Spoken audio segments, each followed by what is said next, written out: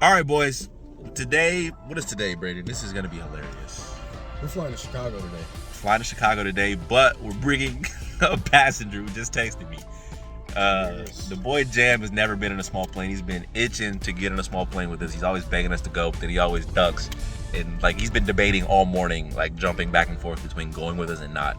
But we got the Bonanza, we got a free day, so we're going to Chicago. The weather is questionable. Crosswind 17, gusting 24. We'll see if we land. We'll see if we land. No, we will land. If not, we get a city tour. We get a city tour through Chicago and we're heading back. But shout out to Schaumburg Airport, Rev Aviation. They got a crew car waiting on us, so this should be fun. Stay tuned.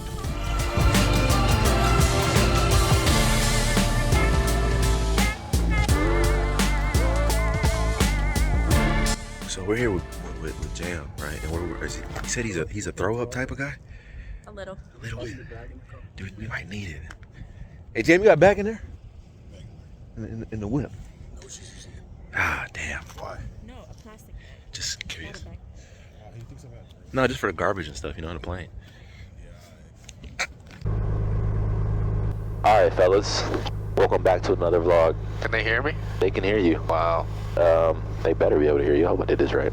But we are...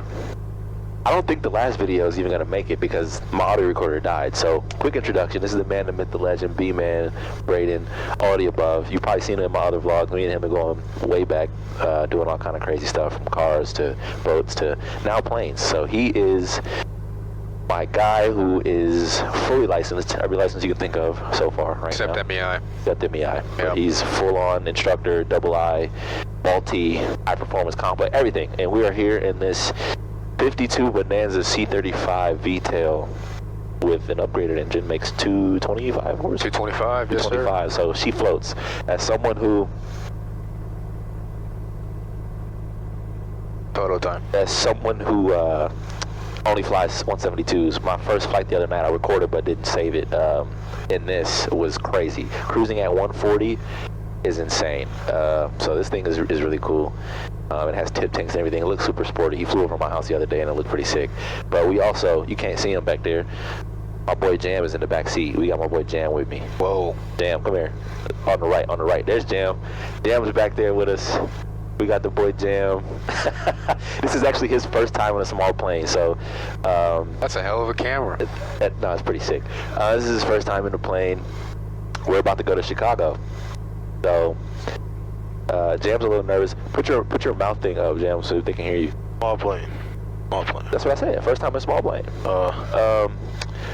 And yeah, we're pretty lit. It's a little windy today. So, Braden took me up for essentially my first instrument lesson the other day. We shot some approaches and it was pretty windy, but we made it work.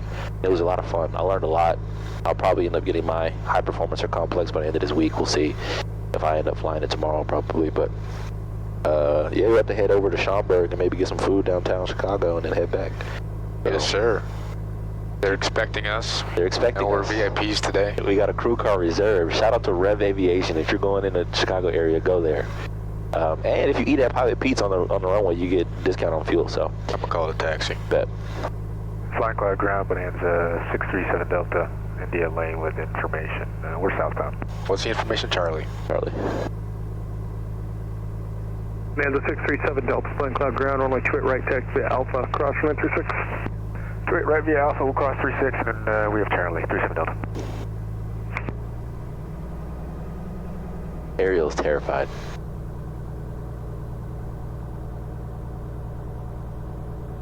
Is she crying? No way, bro. Bro, what the fuck? Jam, I'm gonna get you home in one piece, alright? If I die trying to do it, I'm gonna make sure it's done. Nah, we're gonna be good, bro. Man. A little nervous, but... Flying Cloud Ground, Yeah, this thing's taxi's so 737 smooth. Juliet X-ray with Charlie east of in-flight requesting VFR flight following to Eau Claire, EAU. Eau Claire, I was just there. 737 They got a nice little restaurant. Have your request. And we're ready for taxi as well, Juliet X-ray. Alright, Jim. Gonna be your first little takeoff in a small plane in a little Alright, we'll bit. do the checks. We're doing our run up. Oh, while you're doing that. And Tower Bonanza, 37 Delta's ready, 28 right. That's 37 Delta, runway 28 right, flight runway heading clear for takeoff. I'll call you left turn. You got my left turn, runway heading 28 right, clear for takeoff, 637 Delta. All right, boys, let's boogie. Mixers full rip, props full forward, cowl flaps open. Final items complete. Engine's looking good.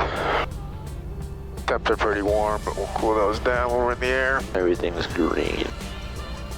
Aero 90 Romeo, you're number 2, phone Cessna, base to final runway 28 right, clear for the option. Left crosswind correction, good job.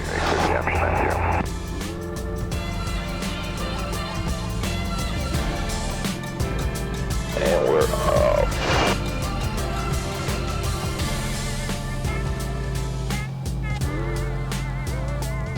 Flight Cloud Tower Side 5242 Delta, 10 miles southwest with Charlie to the option. There's Ariel. Gears coming up. Props Gears coming back. coming up. 5242 Delta, Flight Cloud Tower, left downwind 28 left. I have a request for the option. Left downwind 28 left to the option, 5242 Delta. Cool, I got the red light, I got the needle up, gears up. Gears up. Climb power being set, 2300 RPM. Have a good flight. Take the bus, 517 Papa. All right, Jan, be doing it. That's 37 Delta, left turn through. Left turn approved, 37 Delta. A little bit different during the day, huh? Man, Let's do it, boys. Chi-Town. Chirac, here we come.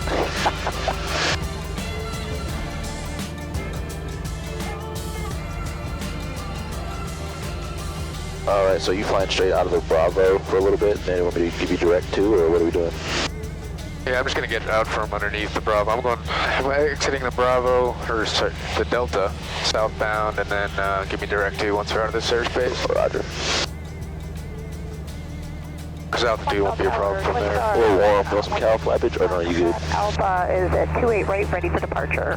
Sorry, 16 Fox Alpha, Flight Tower, hold short 28 right. No, it's coming Hold down. short, 16 Fox Alpha. Yeah, below 400, you can half close them. Right, contact ground at 900. Okay, after takeoff checks, props back, gears up, left tank feels good. She's full. Told you to get warm in here fast, Jim. Runway 28 left, clear for the option, then left close traffic. What did you say? I said, I told you it gets warm in here pretty quick. That's Romeo. Shit, I'm 28 still left, cold. This the highest y'all go? Nah. All right now. We got Minneapolis airspace above us, so I like to stay low out of here. I can feel the air out the window.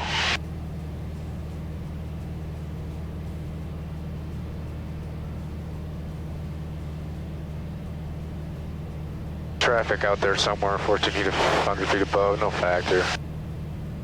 I just like to play the game of looking sometimes, see if I can find them. Probably got to. Let me zoom in a little bit here. Uh-oh. Here come the bumps.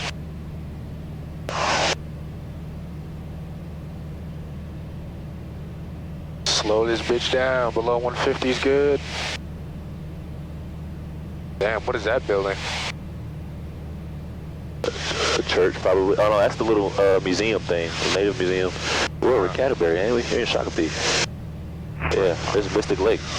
Dear Romeo, you turn right at Foxtrot, hold short to your right, remain fixing. Alright, right on Foxtrot. Hell no. Alright, we'll go to 3-5 now. Flight Cloud Tower, Archer 870, Papa Alpha, holding short 28 right, ready for departure. Fuck. You good back there? A little more south, man. Shit, hell no. Yeah, bro. who's right? Try to tell you, it'll be bumpy. Papa Alpha, ready. Damn, that's cool. Put on the jacket. You cold still? I can feel there's wind out the window. Up here? Just my hands. You close these? I think you got a couple back there. Is this getting out heat? Oh, it's giving out cool air. Cold ambient air. 6 Fox Alpha, left turn approved. Got her trimmed out nice. Yeah, she flies real nice. You wanna fly? 0 Papa Alpha, left turn approved. Going up to 3-5. Papa Alpha. My controls. Your controls. Your plane. And now we can just do that. Isn't that nice? You said we're going up 3-5? Yeah, 500 feet. Gotcha. Yeah, there he is. That's 739 Zulu, holding short 28 right. Oh, you see him? Yeah. Right out the wing, pretty much. Oh yeah, pretty far away. Oh wait. Yeah, which way is he going? Oh, right there. Yeah. Right, That's what I'm talking about. Takeoff. We're above him, we're good. Is that a helicopter? That's a helicopter. He's hovering. Or he's coming directly for us. Yeah, that's a helicopter. He's not even on ADSB. Oh, yeah, he is. No, I think there's a Cessna. Yeah, I He's in think. a bank. And then once you get to near altitude, I like to set 20 and 22. Gotcha. Go ahead and close those cowl flaps all the way now. It's a little bit easier to see the RPM gauge during the day, isn't it? Yeah, all of this stuff's a little bit nicer to you.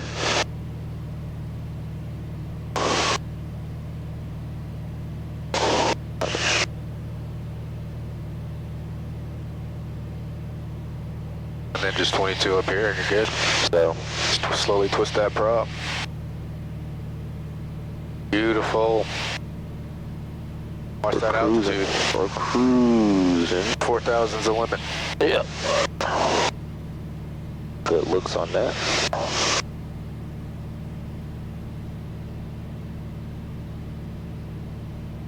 All right, boys. Here we go. Are we sit and wait? It's like hunting. Well, we're not going to be there by 10 at this speed, are we? Probably not. Oh well.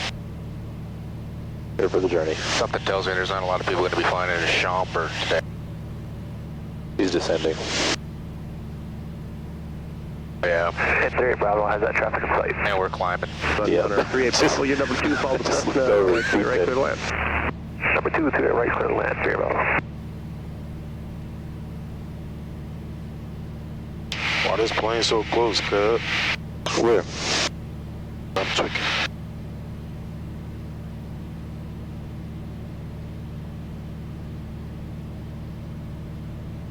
You see him? Where is this dude? It says 3,300. Just turn to the right, of course, a little bit. Michael Tower, take your report to Bravo Alpha, ready 28 left.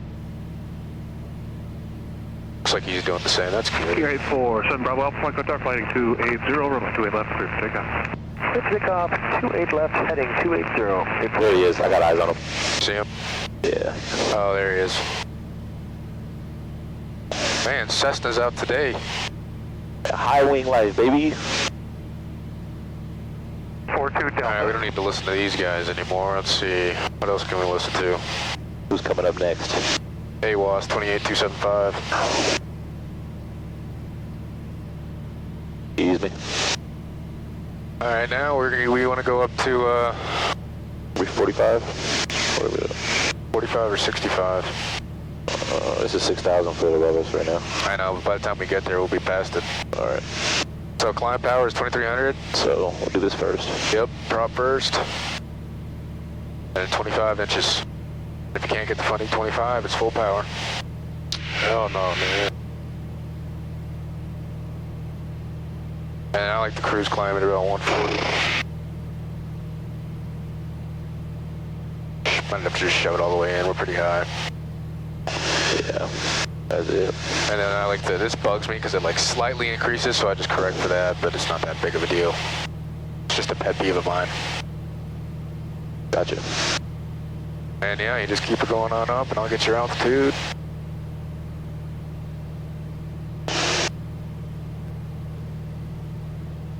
And then that's the last altitude restriction for a minute.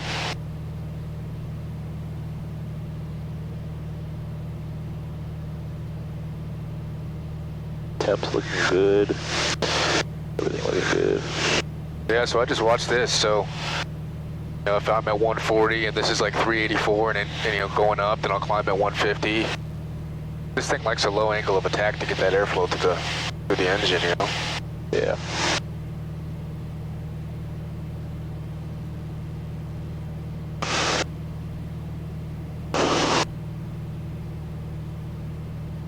There we go. Help myself out a little bit with that.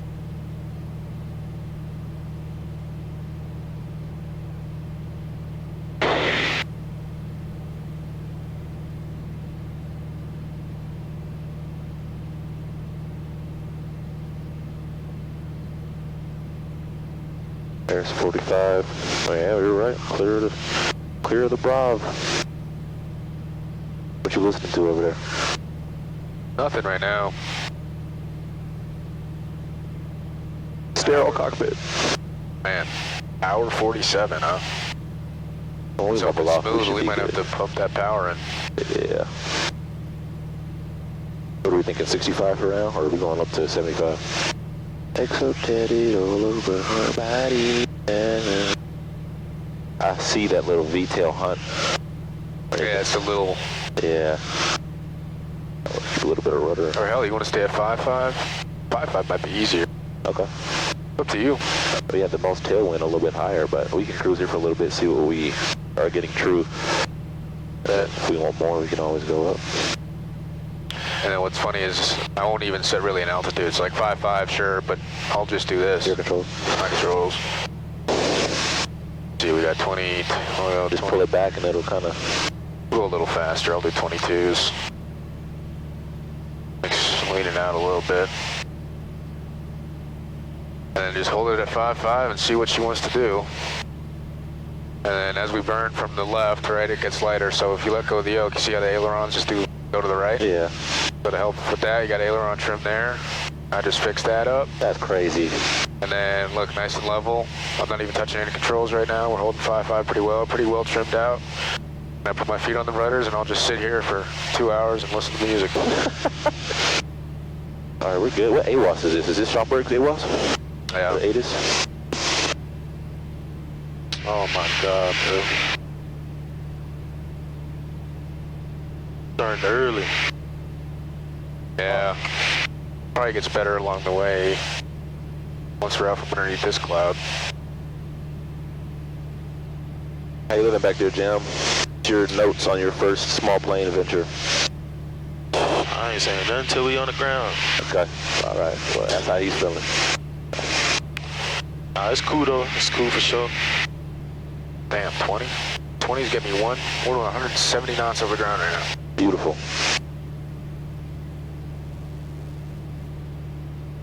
Yeah, we just shaved about 30 minutes off our...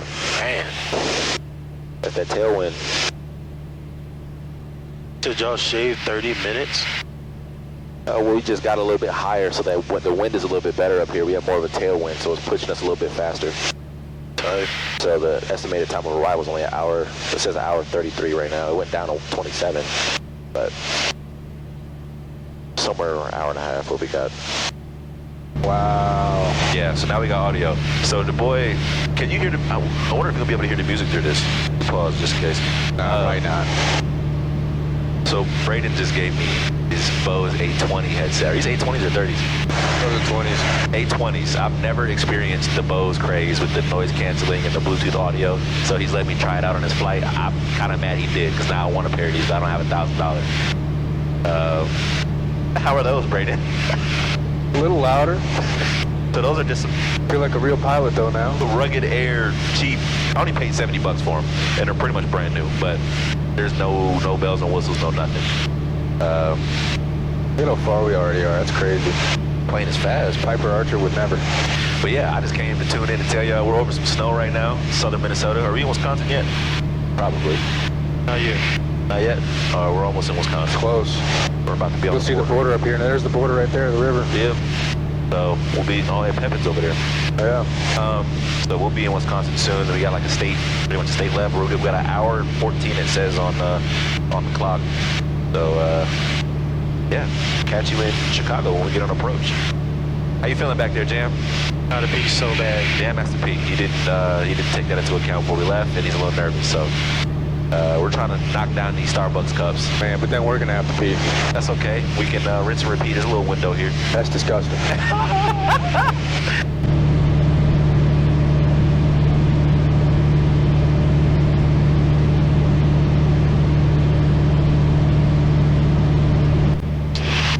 This man Jam got us in a nose low attitude. He's back here peeing in a cup. This first plane trip, he can't take it. Man, we only been up here not even It ain't been 30 minutes. 30, 40 minutes. Oh, I'm going the wrong way. That dude is funny. How you feeling back there, Jay? Bro, why can't I piss, bro? Oh, now you can't pee? What the fuck? Am I too nervous to piss or something? Oh, did I make you nervous? Stupid ass. If you can hear the song that's playing right now while all this is going on, this is hilarious. It's some country song I don't even know. Is it I'm the problem? Bro, why can't I piss, bro? Bro, he made all this ruckus about having to pee. We're like, we'll knock down the Starbucks. We give him the cup, now he can't pee. Bro, I have to pee so bad. Like, why is it not coming up? He's not a performer. Take a deep breath, relax. He told me not a performer. This is the best part about cross-country trips, bro. Guys are hilarious. Shit, I'm cool with that plan. Update, the boys made it to Chicago. It was entirely too windy to land. We started descending and got tossed around all over the place. Jam is back there going through it. This is his first small plane flight, so these kind of bumps are really not comfortable. We're going to an alternate airport we have picked to see if we can just even get it on the ground, and if we can, maybe we'll go fly around a little bit more, but we're probably going to end up heading back to Minnesota. So it's a little bit of a bummer, but safety first, right? Man, bro, take me back to the crib. There it is, I see it.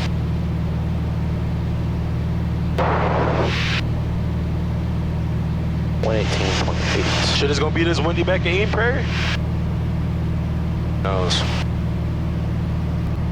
Got you on the tower, about 13 miles out. You want me to do the weather one more time real quick?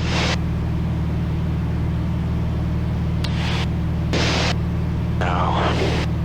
Yeah, don't call me yet, though. I'm done. I'm gonna fly north and...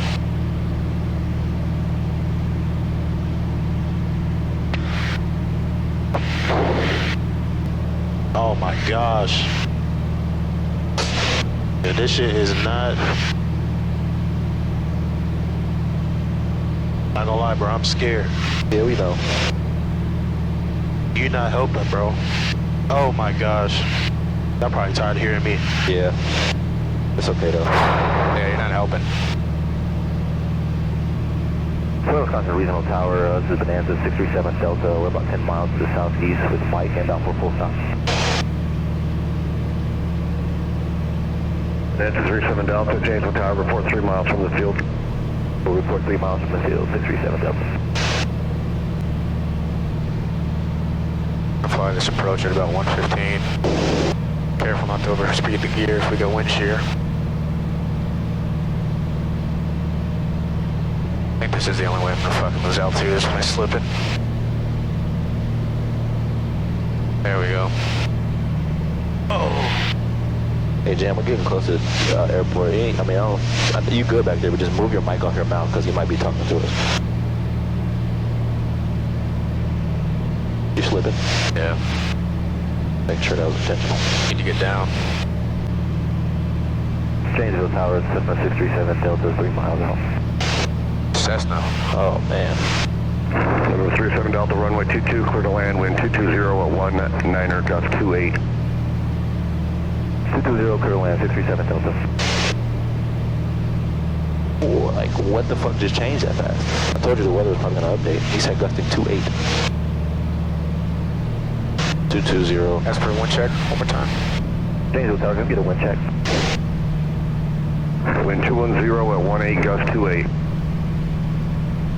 210. Plenty of runway. We're going to get this thing in ground effect. 150 miles an hour, 15. I'm not going to pull the power until then.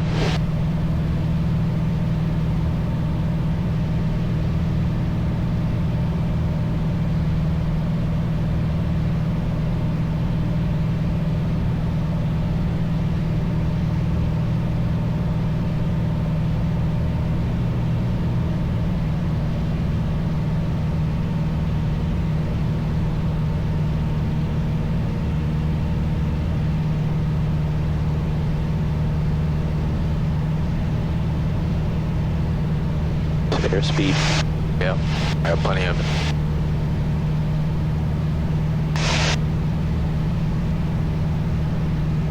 Beautiful approach.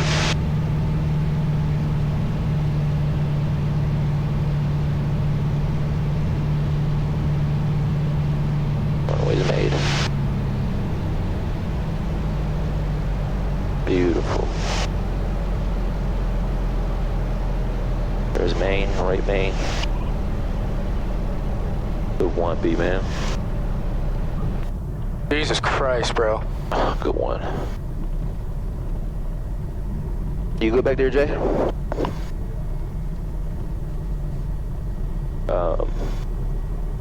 Yeah, Rev is the same place we were gonna land at the other one, so, well, they caught us. Either way. I'm not gonna lie to y'all, bro. We wouldn't have, it would have been close on the way back with fuel, so I kind of had to. Yeah, we know. Well, I did. That's why I was coming all the way back, because with that wind, bro, we would have ate through so much. Take me back to the crib. Well, this is the fun part of aviation, Jam. These are the days you don't fly, but we're dumb. Or skilled, I can't figure it out. Well, considering we're on the ground, I'd say a little bit more of the second. That's all wind. That's all wind. I wasn't even rotor, bro. Damn. Alright, we're looking for Rev. I was just trying so hard not to. Oh, they got food here. Trying so hard not to drop this piss cup. But yeah, we made it. Made it, baby. Leg one, done. The boys are refueling at Bessie's Diner on the runway. How you feeling, Jam? Big bite. All right, boys, time for takeoff number 2. Mixture's rich. Looks like a direct headwind. Yep, a little bit from the right, but not much. Plenty of runway here. We're gonna wait a while on the gear. Gotcha.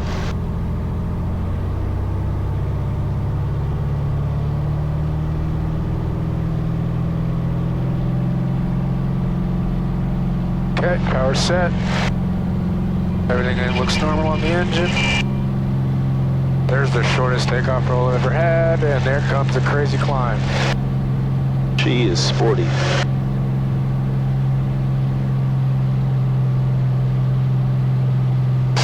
Beautiful. Gears coming up. Gears up. Climb power being set. Towel flaps are still open. Let me know when you want halves. You can crack them. Gear shows up. Waiting on the red light. There's the red light. Top red. Nose is up. Oh, we can get this nose a little lower. Good on temp. Good temps. Tower hello, 785 Delta is short of runway 22. We're ready for takeoff. There's the bumps. There's the bumps. We're slow. Oh, fuck that. I'm gonna just turn westbound on you, twist it. How's our airspace looking? Probably know their deltas. I know we're not under the Bravo. Beautiful. We're just in the Delta. We've got no traffic anywhere. Get out of Jet's way, because I know he's going to be right behind us. 85 Delta, we're waiting for Rockford to give us a release. Understood. No worries. Yeah. We're up, boys. Going up to the smoothness, Jam. Don't worry. Oh, it's a beautiful day. Man, it's hot as shit here. Cabin heat is 785 Delta, Jason Tower, direct Tango, November uniform, runway 22, clear for takeoff. Direct Tango. Okay, we're direct Tango, November uniform, and we are cleared for takeoff. That's very kind. 785 Delta. Very kind of you.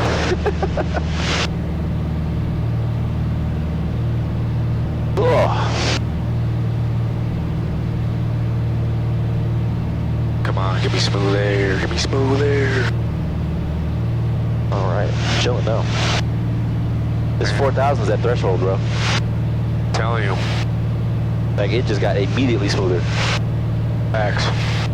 39 up here. Winds.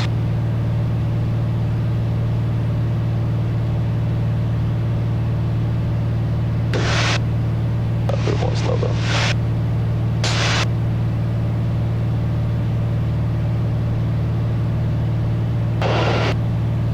Time for some music. Get mine. All right. What are we doing? 65? Yeah, I'm just, keeping the diamond between these two lines, eventually intercept it. We don't have to... 395 Whiskey, visual 2-2, about 12 miles to the north. And then 6-5 is what I was going to. Plus 395 Whiskey, James Tower, runway 22. All right, I'm done with those guys. That's a beautiful departure, if I say so myself. Of course it is. Look at fluid. Wow, no glaze. No glaze. Direct to, let's see what we're looking at. Oh, right to the MSP Bravo. You gonna go to the north side or the south side? Oh, we're asking for the tour, aren't we? Yeah, we are. See what the wind's looking like. Please be good, please be good. A lot better than whatever's here, I'll tell you that much. 320 at 8. 5 knot cross, that's not bad. Oh, that's why, bro. The cold front is literally between here and Chicago. Yep. I mean, here in Minneapolis now, we're in Chicago. What's cruise power? Oh shit, so we're gonna do 22 and 15, right? 22's? Oh, 22 square. So we start with the prop on top. No, you do prop second. Okay, so pressure.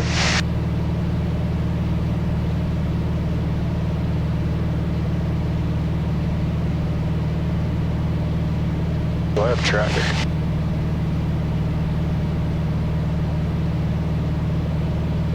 Sure do. Sure do.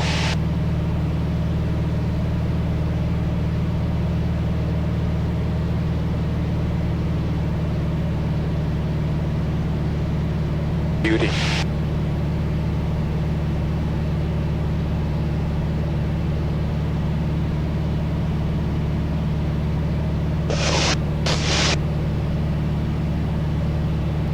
Yeah, just fly with the feet.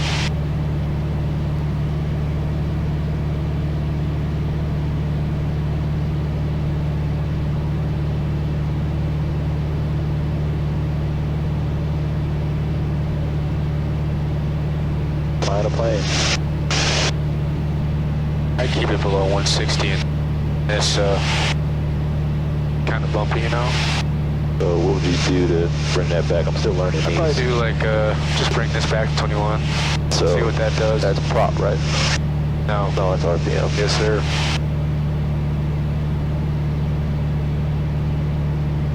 I had the same problem when I was learning to fly this, bro.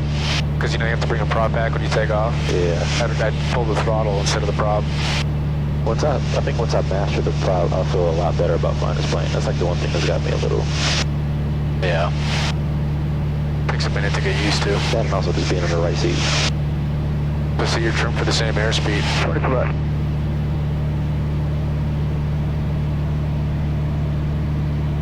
Let me see where that's at. I was lucky pushing down a little bit. Put the nose down. A little too much. Yeah, just hold 6.5. And then it'll slow down naturally, and then you trim it from there. It's also pretty tough, like like today, for example, you know how it's like... The pressure differences. Right. Makes it harder to trim it out, hold a perfect altitude. Like it's so like close that you don't notice it, and then you look away and you look back. Yeah. All right, folks, we're back. What's going on? We are about an hour outside of Minneapolis, chilling at 8,500 feet. Boy Jam's back there doing just fine. He's chilling. He's chilling, but overall... I was trying to see if I could find smooth air for him above this layer, maybe try to find a hole, but that wasn't going to happen. Yeah, it's overcast at 11, so we don't know what's above that. And if we do get above that, we don't know how we're going to get back below it between here and downtown. Anyway, bro, the shades are killing me. This is hilarious. But I'm with my boy Braden, who is officially PPO, instrument, commercial, CFI, and II, and multi and complex and high performance holder. Boy's got everything but an ATP pretty much. And what would you say if you were speaking to your 18-year-old self, or not even that, anybody, or you're 18, 30, whatever, what would you tell them as far as the best route to get to a paid gig in aviation? Whether you're, I guess two questions, whether your end goal is to fly Gulfstreams, or your end goal is to fly corporate, or not corporate, commercial. Obviously, we're not there yet, but we've been like kind of around it for a while and like planning out how we want to do, and like he's had to pivot a couple times. So just with the experience you do have, if you had to go back and redo it all, what would you tell people to do? I would say prepare financially for it. I think a big mistake people make going into this is they're just not financially ready, so they end up taking on a bunch of debt. But if you can have, 20 grand in cash before you start flying, it'll help you out so much along the way. A world of difference. Because then you can fly more often, and in the end, it's going to cost you less for your ratings. Yeah, so like, to piggyback off of what he's saying, we did 2 different routes. So we've been friends forever, and we both, actually, I kind of pushed him into aviation first, and then I was just working a corporate job, whatever, and I still am, actually, but he went head first into a 141 just to knock everything out. Would not recommend. And I took the 61 route, which we kind of agree was like a better route, but I just didn't plan it the best way, like financially, like what he's saying, have a little bit set aside, or even just a personal or a side loan for a 61. Or have great credit. And either way, the problem I ran into with 61 was like, the way I planned it was just dumb. I didn't take out a loan. I was going to do it out of pocket, which I had it set up with my flight school that I found a local smaller 61, and I was just going to pay in installments of like a couple grand a month. But I didn't educate myself much on the actual cost breakdown, and like, it's not, like, I'm under the impression of like, kind of like college, like your semester is going to cost this much, whatever. You pay it either in installments or all at once. And so I kind of went into aviation thinking it was like that, not really thinking about it's really per flight and how much instruction you need. And so they might advertise 10 grand for a PPL, but depending on how bad you are at flying, that can be 20 grand easily. And so, not to mention life happens, I'm still working full time, so many other things where you don't really have the ability to break and focus on just flying, which makes you kind of need more flights in between, which drives the price up. That's what happened to me. Like, I was a really good pilot and I was actually learning really fast, but I got hit financially really hard because I wasn't planning right, and instead of paying in installments like I thought I was, the guy who was running our finances at my school ended up not having me pay for like 3 months, and then he sent me with like an $8,000 bill. And so I had to pay that all at once. I couldn't afford it, so I had to put it on credit cards. Don't ever do that. And then I also was on a flight hold because I had such a large tab I couldn't continue to fly. And so now I'm like at the point where I was ready to solo and probably would have got my PPL within a month. But I had to take a long break because I literally couldn't afford it anymore. And it took me way longer to finish it. And because I had to keep coming back in between breaks, I was really rusty. So I had a couple extra flights, so even more money in between to get back up to speed on flying. So definitely make sure you research and have your finances in order, because that will determine the difference between taking a year and a half to get your ratings and 6 years. And the smaller the school, the better, because they're going to have more availability in their schedule. And if you can, get a week schedule out, you can fly 4 or 5 times a week consistently, and you're not going to have to wait for other students. And the only thing you're dependent on at that point is the weather. But if you can do it that way, it'll speed your process up and again make it cheaper for you. And because if you fly every day, it's ingrained in your brain. But if you go, if you can only afford to fly once a week, then you forgot a third of the stuff you did last flight. Then you got to practice it again. But if you do it every day, it's just. Yeah, that's the way to do it. And us being friends and going to school at 2 ends of the spectrum and constantly talking about it, I honestly could have gotten my ratings as fast, if not faster than him, at a full-time 141 that advertises way faster time. Simply because but their advertisers aren't correct. I want to say that too. So 141, they promise 12 months is what I was told. I don't think I've met. I think 3 or 4 years ago it was accurate. That if you were the best pilot at the school, there are people who could have passed the 141 program in a year, but today that just doesn't happen anymore. And it's really just lies. You overpay for training, and it's just broken lies. Especially AeroGuard. I met some ATP pilots, and I don't really hear many good things about any of those 141 schools. And then I stopped about. I did most of my training at 141, and in the last couple of ratings I did part 61, and that was 10 times better. I don't know why I didn't start with that, but don't make that mistake. And so, yeah, like he was saying, he went to 141, I went to 61, and honestly, he's a really good pilot, like, no glaze, but he was advancing much farther than people that came in at the same time as him. And he would have had his stuff done months before, but he was spending so much time waiting on stage checks and check rides and planes and all that kind of stuff. Yeah. Whereas at my 61, as long as I had the money and availability, I could literally fly multiple times a day if I wanted to. Right. And so if you have, it really is, how much you fly is really based on how much money you have and how much time you have. And if you got both of those things like squared away, like best case scenario, in my opinion, you work a remote job that pays you good money, you have low living costs, and you just fly as much as you can. You'll be done in like a year if you're a good pilot. Yeah. But those are just the differences I've noticed. Yeah, I was sitting on my buns for 2 weeks multiple times just waiting on a stage check, and that's not even a check ride. That's for just, and then you hear the problem is, or you have the problem of a 400-hour CFI instructor thinking he's a DPE, and it's not even a check ride setting. Like, you would get these stage checks, and then you would think, oh man, I need to study this and this and this, and then you get to the check ride and it would be a whole different environment. But yeah, I don't think there's anything good that came from 141. I think the only thing people that do talk about 141s, the only thing they teach you is, especially if they're connected to a commercial airline, is that you can learn their flows early. So like commercial airlines have like certain checklist flows that they do, and when you're a part of their cadet program, you learn that stuff much earlier on. But other than that, like, you're paying a lot of money, you're spread thin with a bunch of young instructors, and yeah, just in debt. A lot of debt. Flying ain't cheap. At all. But yeah, that was the one question I was going to ask. I'm trying to think of something else aviation related we can talk about. Shit, how to get a job. How to get networking, a job. Meeting people. Yeah, so, oh yeah, talk a little bit about that. Like, so you've got really there's multiple things you want to do. Some people, for them, they literally just want to fly small planes around cool places like bush flying or flying through Alaska or crop dusting or whatever it is. Some people just like that. I like jets. I want to fly some corporate jets and stuff like that, bigger jets. I really don't. Honestly, me and him talk about this all the time. I don't care what I fly. I just want to fly, and I want to get paid to fly. So Right. I'm really not that picky, but for me, I think I want to nestle into like corporate flying.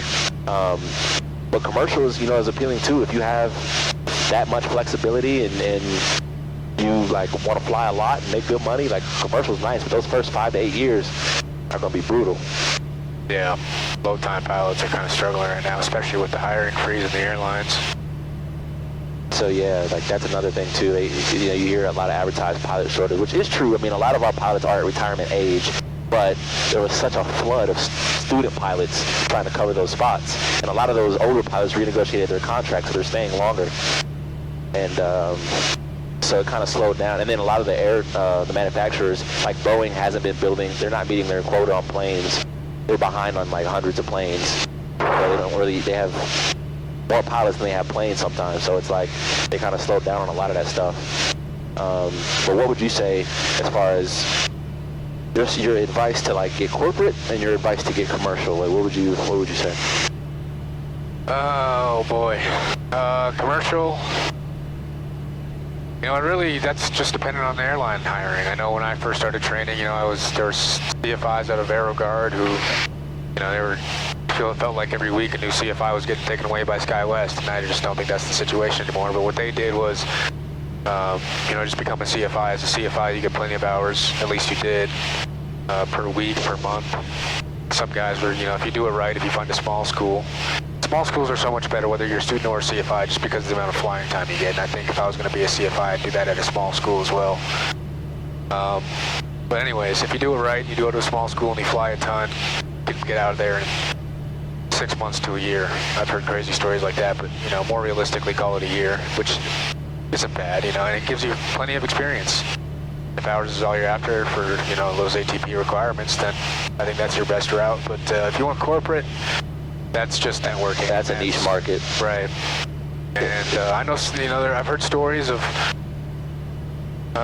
people just sending out their application. And if you're willing to relocate and, you're a good pilot and you have a good record and, no deviations or anything, you just send out your application because you look at these aviation applications, everything that they have listed is their best case scenario. But if they need pilots, they're going to take their best candidate. Right. So they're going to look at your application. And if you send out 1,000 applications, yeah, I'm going to 5.5 A little bit. Damn, nice and smooth now. Yeah, it's beautiful down here. to that same point, actually, before we get into that, let's talk about, because I always see, like, one of the biggest things I see in YouTube comments is how do you get into flying? People don't even know how to get started into flying. So go over, like, the typical pathway that people should take or do take, and then, like, the different requirements at the stages, if you want to. I can talk about it if you want to. Yeah, you start and I'll kind of back off what you say. So essentially, if you want to start flying, the first thing you should always do is take a discovery flight, because you don't know if you like flying until you get in one of these tiny little planes and go up. It might seem cool, it might seem fun, it might seem interesting until you're at 2,000, 3,000 feet, getting, you know, thermals and wind shear, and you're bumped around in a Cessna 172. It's not fun. And so doing that first to kind of desensitize yourself to it and make it real will let you know off the bat if you want to dive into this, because aviation is not something you want to really get into unless you really want to do it. One, it's expensive, so if you don't want to do it for real, you're going to waste all your money. And two, it's dangerous. And I don't know the last time you've been under surgery, but I don't want my doctor being a doctor simply because he likes the paycheck of being a doctor. Right. So I don't want my pilot being a pilot because he likes the check of being a pilot. So. And you have to have a passion for it off that point. You have to love it, otherwise don't do it for a career. I've met a couple guys who they're just going through the motions, passing check rides. It's like, I don't know, I just kind of what Cam said. If the doctor doesn't love what he does, if the pilot doesn't want to do and love what he does, then why do it at all? And it's a high risk for high reward. It's like today, for example, we were flying to Chicago, brought my boy Jam with me. I probably already said that. But we were flying to Chicago with the hopes of, like, landing in there, taking a crew car, going to explore the city. But it was bumpy AF, horrible flight conditions when we got into Chicago, and we had to just turn around and come back. I mean, we ended up stopping somewhere and having a burger at a random airfield in Wisconsin, but, like, if you didn't love flying, today would suck. Yeah. Today would be miserable. It was like I just wasted all this money. I didn't even get to go see Chicago. I didn't get to do any of that. I just flew over the plains of Minnesota and Wisconsin for no reason for 4 hours pretty much. But we both love flying. The bumps are fun. It's like, it's a challenge. It's like, okay, can we get this on the ground? Like, how is it, how do we get better in these situations? And we're flying through this with a smile on our face. And when we get out of here, we're probably going to sit down and laugh about how today went and look for where we're going tomorrow. And so that's just the difference with that. But anyway, if you really want to get into flying, so take a discovery flight first, and then to simplify the steps, you need your ratings before you can fly anything. So before you can even make money flying, you need to get your private pilot license, which pretty much allows you to fly any small single-engine aircraft with passengers and stuff, but you cannot get paid to do that. That is just simply for fun. Private is what people get when they just want to buy a plane and fly around and have some fun, bring their family. You later upgrade to your instrument rating, which allows you to fly in inclement conditions through non-visual conditions, for lack of a better term, where it's cloudy, it's foggy, you can't really see where you're going, but you can still fly with the instruments of your airplane should it be equipped. So you get your instrument flying next, and that's arguably one of the most important ratings, because any commercial flying you're doing is going to be on instrument flight plans and instrument conditions mostly. And so your instrument, it's a pretty difficult rating. It's also, I think, the one that people most quit flying with. Yeah, that most people give up on instruments. So instruments next, and then after that you do your commercial rating, which I'm kind of starting my instrument. He's already done with his commercial, so, like, how would you explain commercial? Commercial is really just time building and, gaining experience, because there's an hour requirement if you're Part 61, right? You got to have 250 hours before the check ride, but, you can get your PPL at 40, so. So it's really just time building, and it's a couple extra maneuvers, but they're just maneuvers, right? So it's really just time building, and you can do that pretty cheap if you split fuel with somebody you fly with, whether it's just renting an aircraft, or I think some schools might rent out still, but yeah, it's so yeah, like I'm sorry, I should have said this. Each of these ratings have, like, certain hour requirements. Like PPO, for a minimum, you need to have at least 40 hours of flight time, and there's certain things you have to have: certain amount of landings, certain amount of solo time, certain amount of cross-country time, certain parameters you have to hit before you can take your test. So each rating is capped off by pretty much a final test, which is called a check ride. And there's two parts to your check ride. There's the oral, which essentially you sit down and the person, the DPE, or designated pilot examiner, is the person the FAA picks to, like, test people. He sits down with you and he goes over a bunch of questions out of the handbook and the regulations and everything, and he'll ask you just random stuff all the way through it. And your job is to know all the information. You have to know rules, regulations. You have to know, clearances and airspaces and just everything about the plane. You have to know a lot. And that's why PPO can be kind of intimidating, because you're learning everything from zero. And so first half is your oral. Once you pass the oral, you then do your practical, which is essentially the flight. You fly with an examiner, and he'll test you on certain things, emergency procedures, radio communications, navigation stuff, different maneuvers, stalls, steep turns, S-turns, all different kind of things you have to learn in order to be able to proficiently control an aircraft before they'll sign you off to fly by yourself. Because at the end of the day, you're a liability. They give you that license, which is just, honestly, they call it a license to learn, because you have so much to learn after you get your private. But you got to think about that. And I think people's first solo is the most humbling experience, because it's kind of a sense of safety when you're in there with an instructor. Yeah. But when you go by yourself for the first time and you're flying over stuff like this, and you realize loud and clear. If you mess up, you're in someone's living room, and that could be kind of sketchy, especially flying in cities and stuff. But yeah, so that's how the ratings work. So you get private, you get instrument, you get commercial. If you are a 61 student, so I'm going to say it this way too, you can either do, the FAA doesn't really care how you do your instruction, whether you just hire a CFI and you buy your own plane and he teaches you in it, or you rent a plane and he teaches you in it, or you go to a regular school, which is like a part-time school, which is what they call them, but it's just your local flight school that you think about, whether you go there, or if you go to a Part 141 school, which is a different regulated school that is more of like a full-time program, kind of like a college, and you fly a lot more and that kind of stuff. They have different regulations though, so if you do go part-time or just regular route, you have to have at least 250 hours to take your commercial test. So all that stuff you're doing before then is up to 250 hours. Once you get there and you get your commercial, you can now make money flying. So you can do things, get jobs like either like flying skydivers. You can fly surveying planes and scan for power lines and different pipelines and stuff. Transport flying in small planes. But a lot of people do that in Alaska and stuff. Or you get your flight instructor certification and you become a flight instructor. That's kind of the route people go to get their ratings.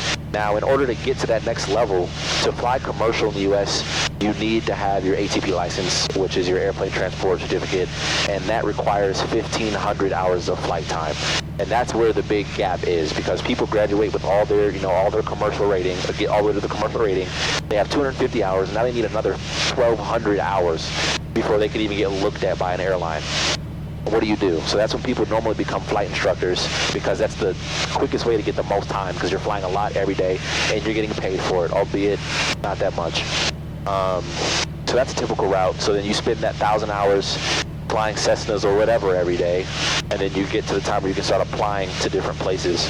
And that's kind of where we are right now. The world is kind of hiring has slowed down, and so you got all these CFIs who have been flying Cessnas and single engines for 1,000 hours, and that's all the experience they have.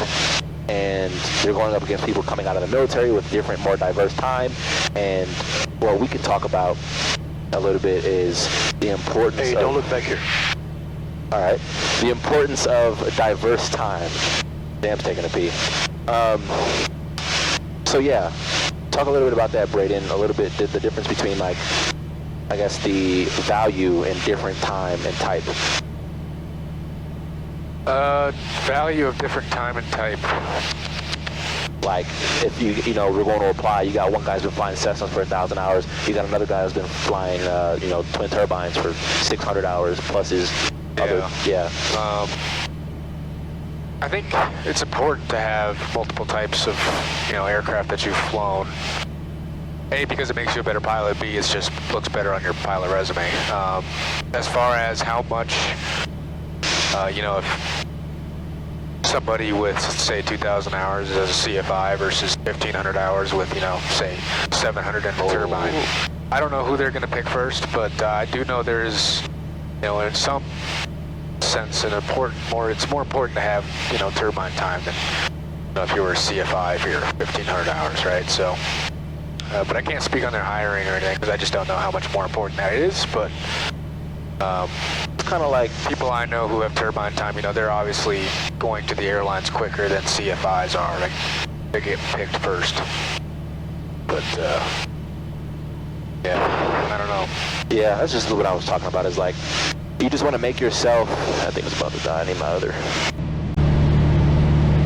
Now that we got that figured out, what I was saying is like, just the importance of like making yourself as attractive as possible for any kind of person hiring. You just think about what they're probably looking for in a position. Again, we can't really talk to this because we're not there yet, but just from what I've learned just in business and like corporate America in general, just when you're trying to find a job, you want to make yourself as attractive as you can for that position. And if you got to think across America, there's nothing but a bunch of people that are all doing the same route. They're all CFIs, flying the same planes with 1,500 hours. All of them have this exact same resume. So what's going to make you different or make you stand out? Right. And like, if I'm a person and I have an airline and all we fly is jets, we're not flying any single engine pistons. All we fly is jets.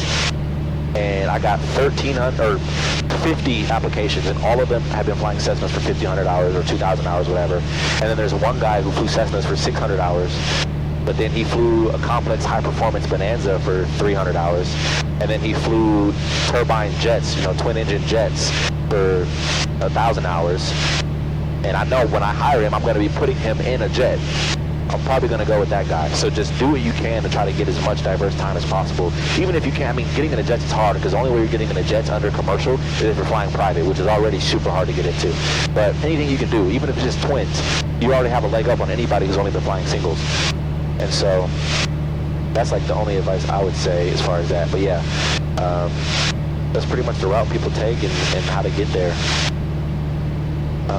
What else do people normally ask me about flying? A bunch of just weird questions. How does it feel when you're up there? Man.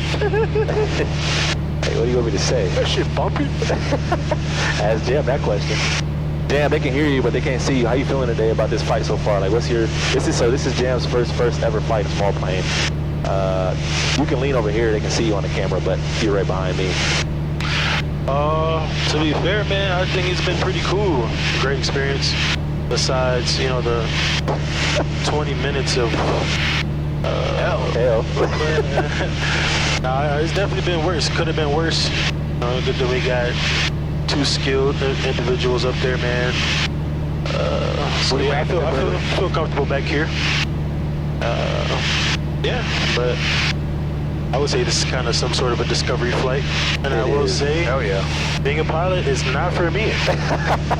And Jim was thinking about trying to do it too. We kept telling him to do a discover, so this is his first time up. Exactly. And that's what we mean by like it's important to get that experience up here because it will let you know real quick.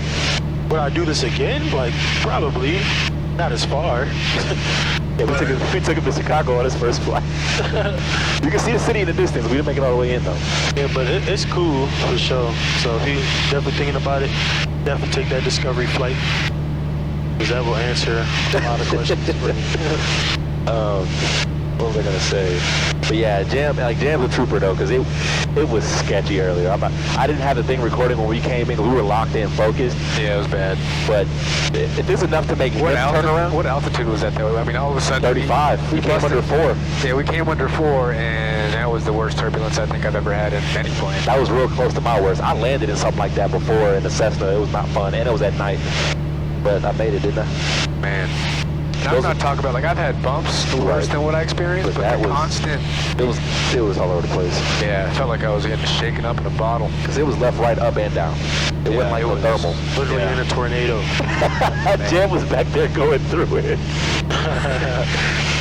But yeah, no, it's a lot of fun, man. I'm happy to have a passion and like an experience like this, and like be blessed enough to have access to VTEL Bonanza with like my best friends, like flying. That's so cool. So much faster than my Cessna, by the way.